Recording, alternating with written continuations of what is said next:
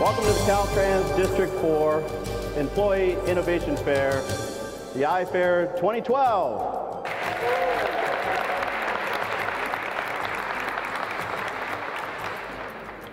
Caltrans employees inspire and motivate our efforts by terrific teamwork and strong partnerships. To help deliver our commitments, Caltrans employees are empowered to seek creative solutions and take intelligent risks to safely improve mobility across the Bay Area and across California. And safety is definitely a key element in all of the things that we do. When we were in San Leandro, I had a chance to actually look at the only pothole machine that we have, the Python. There's a picture of it right behind me. And it is very important, more so to this district maybe than others, because we did lose one of our employees, one of our maintenance workers, while he was, Sean Merriman, while he was filling in a pothole on 101 in Santa Clara County not too long ago. So seeing that new piece of equipment in the yard and the excitement of our maintenance staff looking at it and trying to get a sense of how they're going to manage that and use that, it's impressive and it's rewarding. There's a lot of innovation that goes in Caltrans. You can't lock somebody in the room and tell them to go inside and come back in half an hour, half a day, half a year with some innovative idea. Those that do bring in ideas up front are the ones that are working hands-on on whatever processes that we're working on, whatever equipment that we're using. Division of Maintenance, we have two more innovations. One of them is the guardrail mower, and the other one is a potholing machine. The arms that rotate up and over the guardrail. As you can see here, we have two mowers, and they'll actually pivot around the guardrail posts, mow the grass. With the pothole machine and a roll enclosure, and this provides a way for the maintenance staff to stay within the vehicle, less exposure to traffic, actually reduce the amount of waste, because you basically will use all the mix in the hole. You don't have leftover waste material at the end of the operation. One of the solutions that we're able to come up with is to replace our aging inventories with a newer technology, which one of them is light-emitting diode fixtures or lamps. And this year we started and finished Dumbarton Bridge. Today we're introducing our social media for Caltrans District 4. So we want to inform the public of the different events that we're going to be doing, such as the ribbon cuttings, the groundbreakings, the SIG alerts, the traffic alerts, and really inform the public of this information in real time. Well, a large group of our constituents, or the traveling public, really get their messages through this medium, so it's good to have that outlet. And what we have here today to present is information about the Caltrans Legislative Affairs Guide.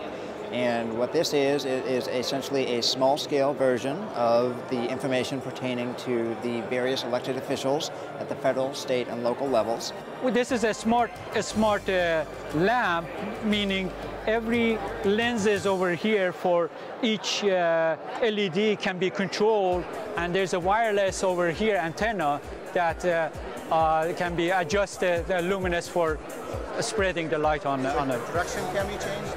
Direction can be changed. Immediately we're going to use like a 50% energy saving. And important things for these LED lights to touch here. It's not that warm, right? Unlike a traditional light bulb, you cannot touch. Radiate through the air. But if you touch here, warm, right? That's LED semiconductor heavily rely on this so-called heat sink. This is the deluge system for the dual drive tunnel. In other words, it's basically a sprinkler system. These control these devices, the panels which turn on the valves to turn on the water and turn off the water depending on which, yep. That will be the response. Yeah.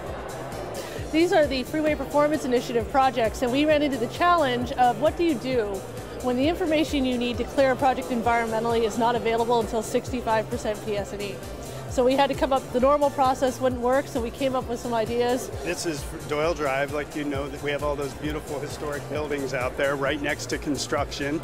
So we partnered with the surveys folks and we used LiDAR, which is a 3D scanning technique, to document each building very quickly and manage them through construction so that we could make sure at the beginning and end of construction that we knew that none of the buildings settled or changed in any way. This flyer here provides an overview of our office and some solutions that we have to achieve our water quality obligations for each project. We can either incorporate our water quality treatment measures on-site or off-site, and on-site could either be standard or non-standard. If we have certain site constraints, we can modify existing standard features. In the last 7 years, we delivered 342 projects valued at $4.4 billion, which is quite an accomplishment. I'd like to thank everyone on the teams that delivered those projects. At the fair today, we're talking about the 3 items that helped us meet that commitment.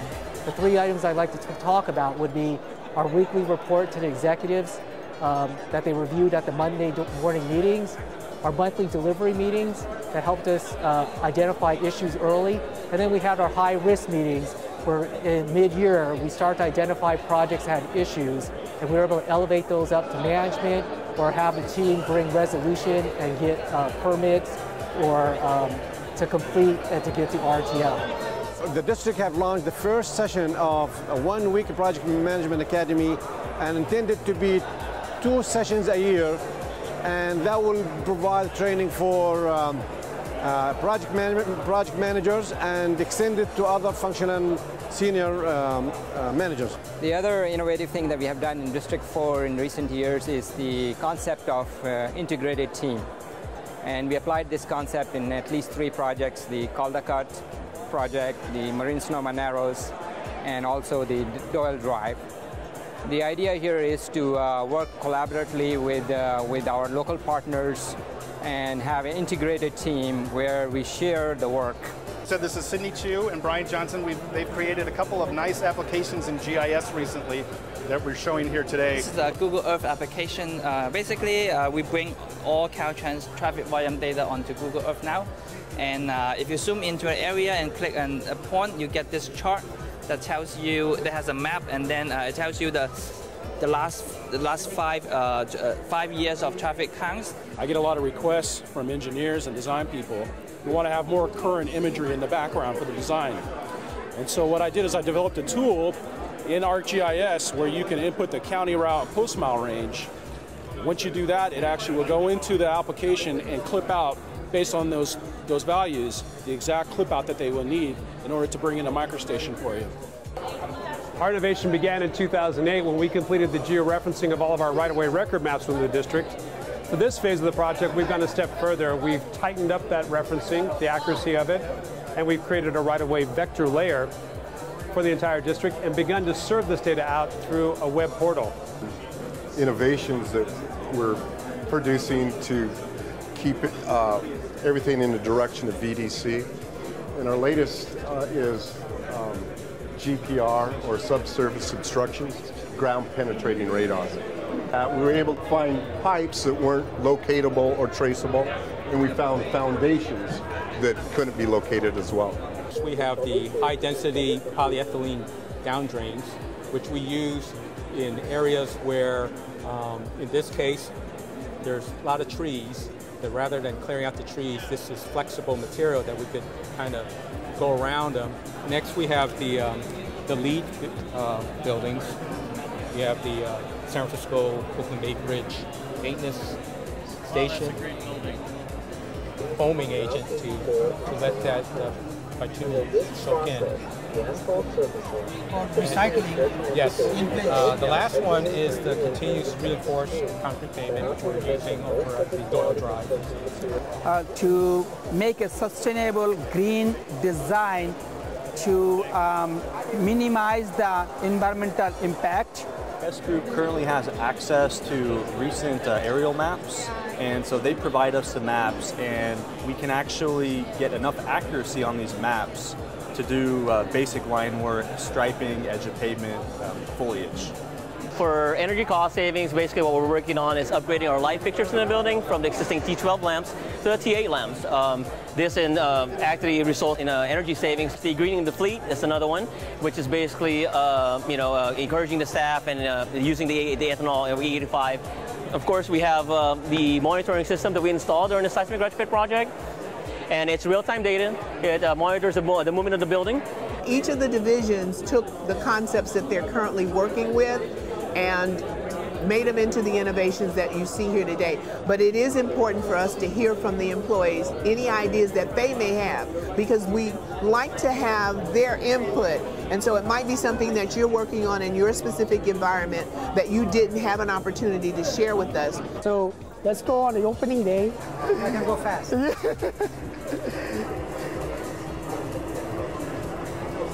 So it feels just like out there. It's very realistic looking. The team. Except I don't have so many people. You're doing good. I'm getting dizzy. There you go. That's the tunnel, and then this is the off ramp to Marina Boulevard. Okay. Yeah.